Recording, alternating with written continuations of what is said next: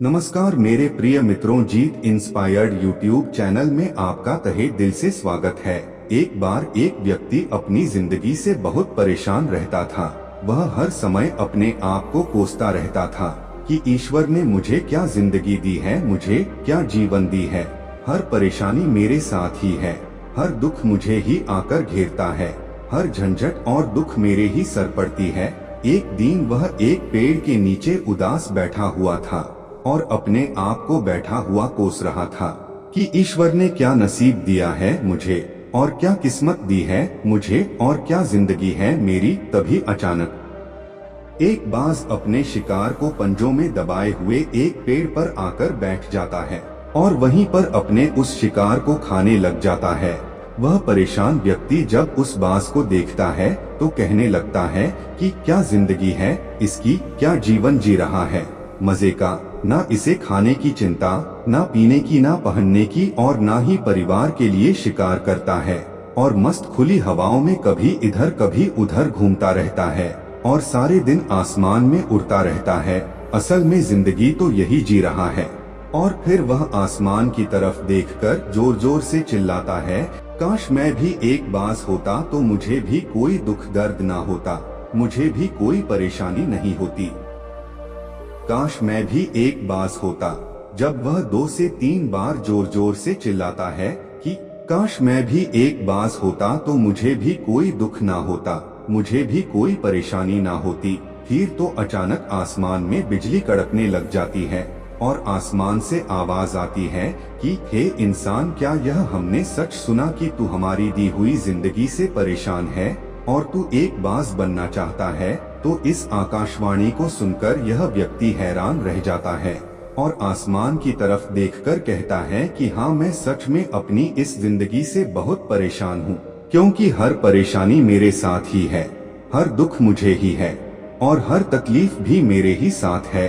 फिर आसमान से फिर आवाज आती है कि हे इंसान, फिर एक बार सोच ले, हमने तुझे बड़ी प्यारी और अच्छी जिंदगी दी है, लेकिन अगर फिर भी तू चाहता है कि हम तुझे बाज बना दें तो हम तुझे बाज बना देंगे, लेकिन अगर एक बार हमने तुझे बाज बना दिया तो फिर हम तुझे बाज से इंसान दोबारा नहीं बनाएंगे। तो यह व्यक्ति तुरंत जवाब देता है कि मैंने अच्छी तरह से सोच लिया है कि मुझे बाज ही बनना है, और एक बार बाज बनने के बाद मैं दोबारा कभी नहीं कहूँगा कि मुझे इंसान बनना है। तभी ऊपर से आवाज आती है कि जैसे तुम्हारी इच्छा, और फिर वह व्यक्ति बाज बन जाता है।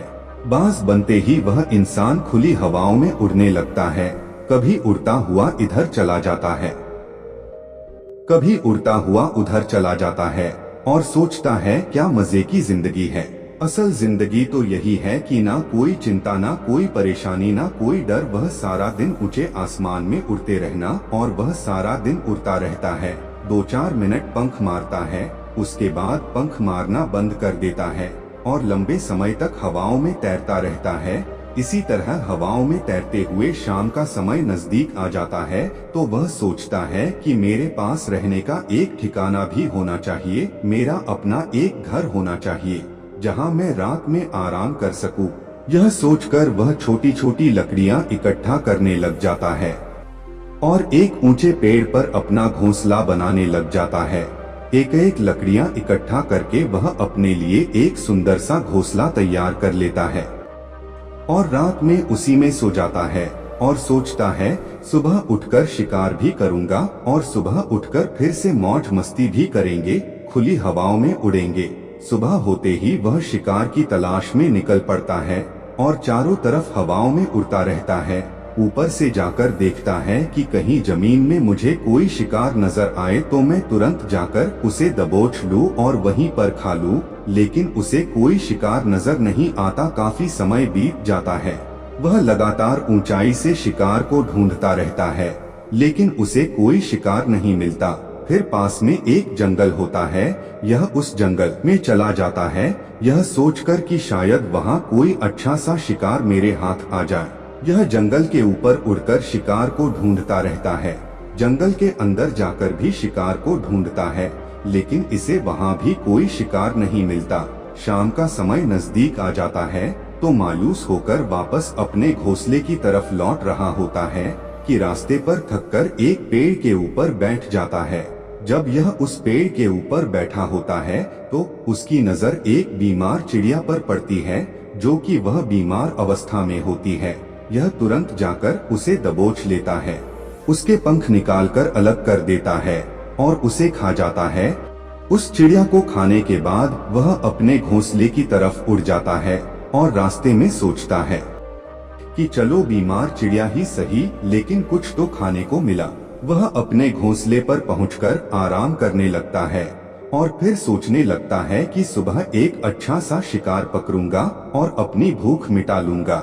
जैसे ही सुबह का प्रकाश होता है वह निकल पड़ता है, अपने शिकार की तलाश में हवा में उड़ता रहता है। लेकिन आज फिर कोई शिकार इसके हाथ नहीं आता। काफी समय बीत जाता है।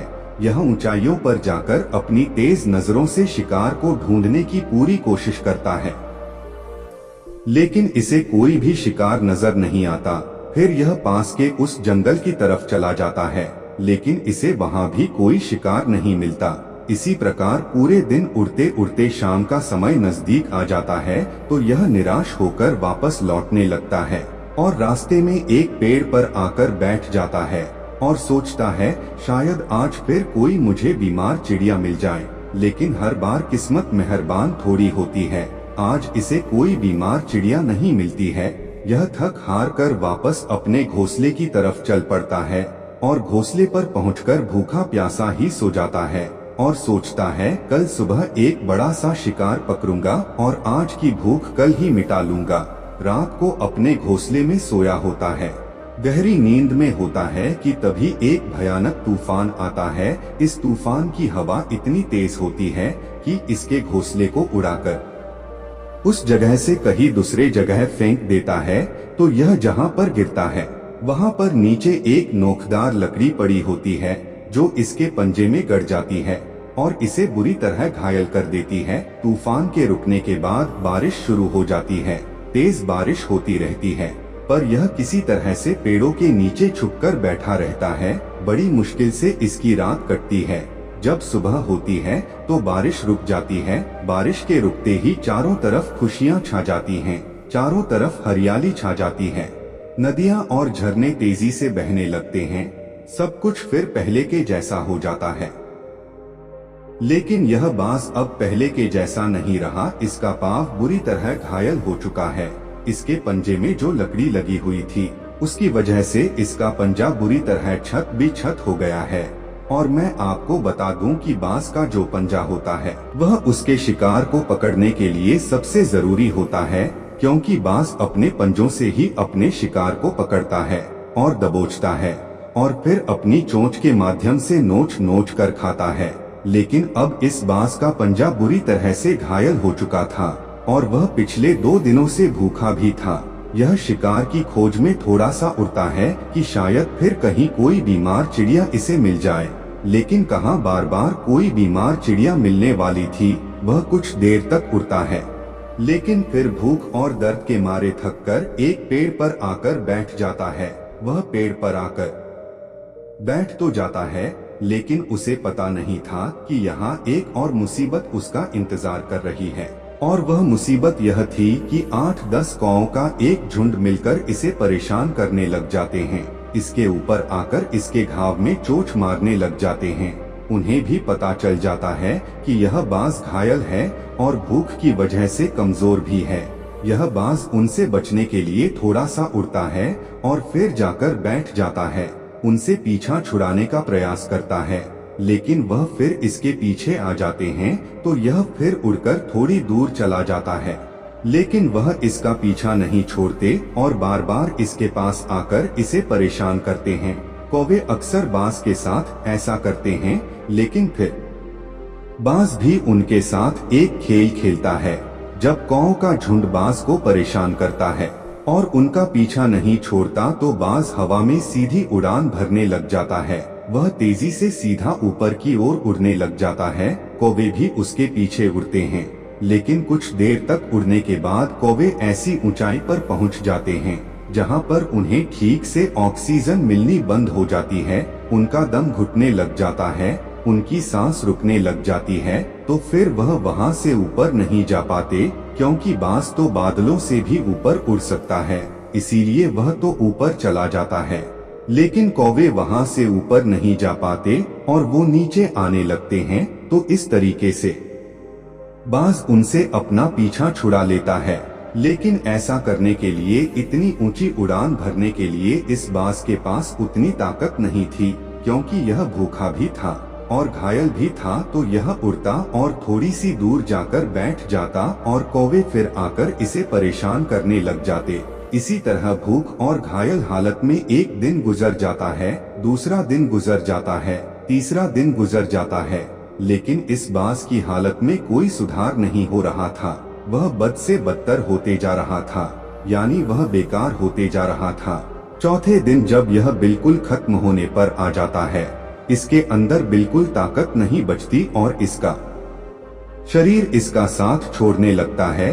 तो यह किसी तरीके से उड़कर पास ही इंसानों की एक हॉस्पिटल होती है, उसकी छत पर आकर बैठ जाता है और वहां से आने जाने वाले मरीजों को देखता है और अपने आप से कहता है कि काश आज मैं एक इंसान होता तो ऐसे छोटे मोटे जख्मों का हॉस्पिटल से इलाज करवा लेता, या किसी को बता देता कि मैं भूखा हूँ, परेशान हूँ और मेरे साथ यह परेशानी है।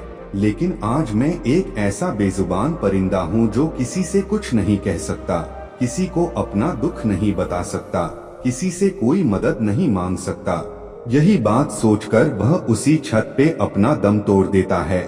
वह अपनी जान की कुर्बानी तो दे जाता है, लेकिन साथ ही साथ हमें यह सीख भी दे जाता है कि आपको ईश्वर ने जैसा बनाया है, आप जैसे भी हो उसी में खुश रहो और उसी में बेहतर करने की कोशिश करते रहो, ना कि इस बात से परेशान रहो कि काश में ऐसा होता, काश में वैसा होता, काश मैं यह बन जाऊं। आपको जैसा भी बनाया गया है, आप उसी में अपना सर्वश्रेष्ठ करने का प्रयास करते रहो। दोस्तों, यह कहानी तो काल्पनिक है, लेकिन हमें जीवन का एक बहुत ही महत्वपूर्ण सीख सिखा कर जाती है कि हम जैसे भी हैं अच्छे हैं, बस हमें उसी में अपना सर्वश्रेष्ठ करने का प्रयास करते रहना चाहिए। दोस्तों, आप जैसे भी हैं, अमीर, गरीब, काले, गोरे, आपके पास ये नहीं है, वो नहीं है। किसी दूसरे को देखकर खुद को और अपने भाग्य को नहीं कोसना चाहिए, बल्कि आपके पास जो भी है उसी में हमेशा खुश रहना चाहिए और अपने भाग्य को कोसने के बजाय खुद को बेहतर बनाने का प्रयास करना चाहिए। दोस्तों, इस कहानी से आपको क्या सीख मिली, हमें कमेंट बॉक्स में कमेंट करके जरूर बताएं और इसे अपने दोस्तों के पास जरूर शेयर करें ताकि उन्हें भी कुछ सीख मिल सके।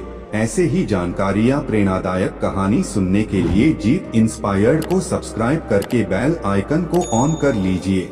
धन्यवाद।